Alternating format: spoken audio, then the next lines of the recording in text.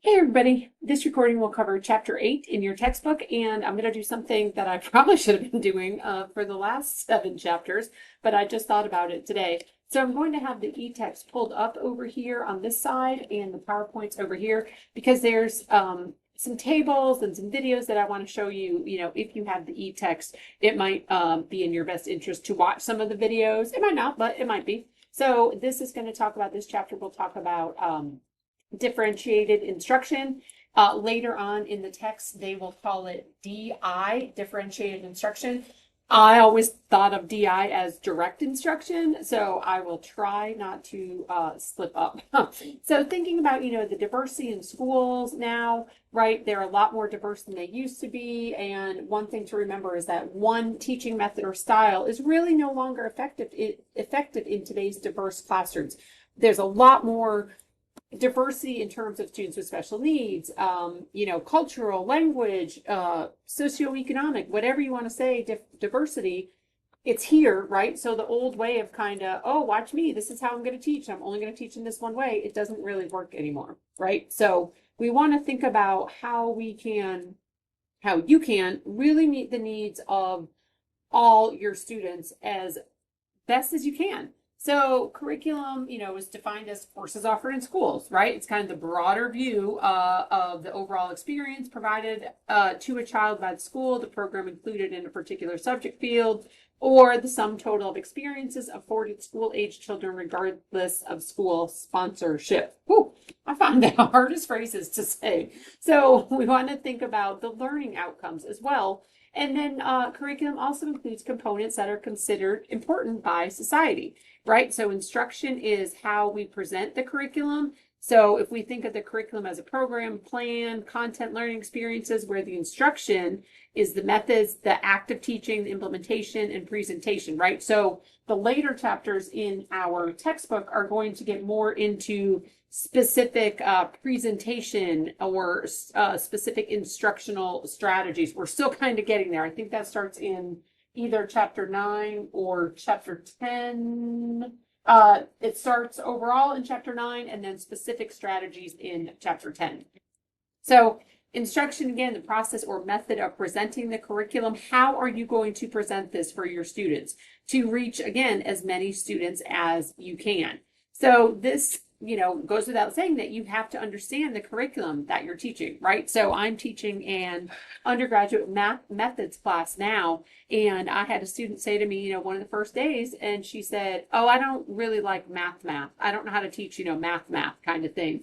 And I was like, "But you're going to be an elementary school teacher, so you probably need to, you know, come to this class and pay attention to what we're doing." So that goes for all of you, especially if you want to be at the high school age, or the secondary. The content is a lot more in depth, right? Typically than it is at the younger grades. So differentiated instruction is one instructional model that focuses on meeting the learning needs of all students. So it really involves some forethought and some planning on your part, thinking about what and how something will be taught. And your goal or your intent should be to maximize each student's learning. Each student's learning is not going to be the same, right? You're going to have your students with disabilities who might struggle. You're going to have your students who are maybe gifted or in reach. I know that's what it's called in Florence, but I don't know if that's what like the gifted and talented is called elsewhere. But how are you going to meet the needs of, ideally all students, right? So you also evidence-based practices on content area strategies. We're getting to that. Okay, that's again what's going to happen in the next couple of chapters. There's social studies, language arts strategies, science, math, and I did want to show you this table, which is why I wanted to pull this up. So this is table 8.1 in the textbook. This textbook, I know I'm going back to it. The new bane of my, oh wait, there is a page number. Hold on. My math textbook that I'm using for the undergrads, there's no page number. Thank you very much. Okay, so this is page 167. So in case you have the e-text, so this is actually 166. But so here's some examples of some evidence-based practices for secondary classrooms. Multiple motivational methods, right? What motivates one student isn't necessarily going to motivate another, especially at the secondary level. You really have to think about motivating the students, engaging the students, keeping them actively involved.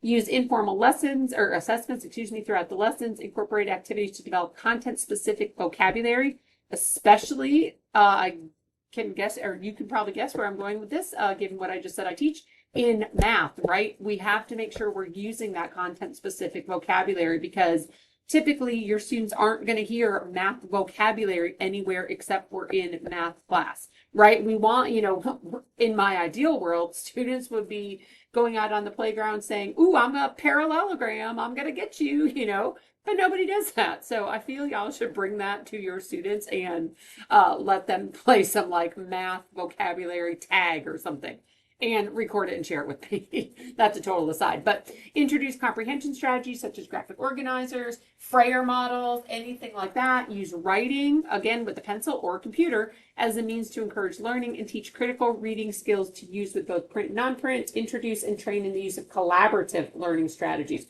Right, so really working with peers, working with a small group, working with partners, something like that. I knew that was, y'all knew that was going to happen. Come on. So some differences or some levels of differentiated instruction. There's that macro level. So accommodations available for all students. Accommodations can change the inputs, how you present the information to them and or the outputs. But the content in accommodations, the content is not really changed, right? In modifications, and if you haven't taken 759, we'll talk more about the differences between accommodations and modifications in that class. But so in accommodations, thinking about the IRIS modules y'all did a little while ago, right, where you had to choose two, thinking about the elements that teachers can modify: content, process, product, affect, and the learning environment. So I think there were 4 options for the IRIS modules, and that's why I used those, because I was like, oh, we have a chapter about that. So I think that would be pretty interesting for them. So again, just so you know, if you have the e-text and you see something like this, it means it's linked and you can just click on it and it'll take you back to chapter 6. I'm not going to, because I don't want to go back to chapter 6, but just so you know. So before we get to these areas that I just showed on the last slide, students bring different strengths, backgrounds, and learning needs. Students learn in different ways and at different rates, and students apply knowledge and skills differently. And that really goes for all students, right? Not just your students with disabilities. Think about the range of students either in your classrooms where you teach now or where you're doing your placements for 719. There's a wide range of students. So we want to think about that good curriculum comes first, right? Tasks should be respectful of learner, teach up, use flexible grouping, assess students in different ways, and grades should also reflect growth. And that is right here on page 168. Okay, good curriculum comes first. When in doubt, teach up. So, plan lessons that stretch or challenge students rather than protect them during the process of learning. You will need to give them some supports, varying supports to enhance the chances of success for those students. But you don't want your students to just kind of be bored or to stay stagnant. How are you going to support your students' growth, whatever that means for that student or that group of students? So you want to think about, what do all students need to learn? What do most students need to learn? And what do some students need to learn? Maybe your students with disabilities, they're in this some students, right? Maybe they don't need to learn every single thing there is about World War II, right? Maybe they can just get the big ideas and that'll be enough for those students. So you really kind of want to think about that in relation to the students that you are, working with. Considerations when determining content: is it new material? Is it review material? Do they have the prior knowledge? Are they interested? And again, in math, chances are they might not be, right? So how are you going to get these students interested in math?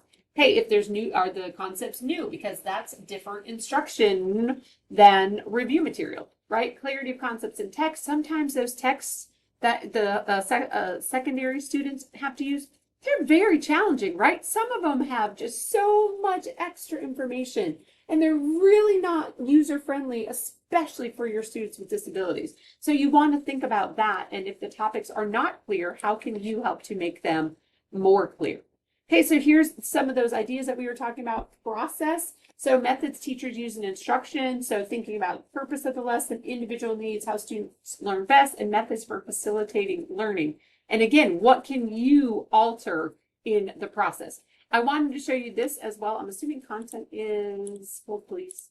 Content is not a slide. Okay, I lied. So, but I want you to think about the content of the curriculum, include what you plan to teach, right? So then we'll kind of get into what you can alter. But here are some great resources, which is why I wanted to also have this up. Here are some great resources. This is the Universal Design for Learning. That one looks like it's not open anymore, or whatever word that is. How to use technology. So I wanted to point that out to you as well. That's on page, I think, 169.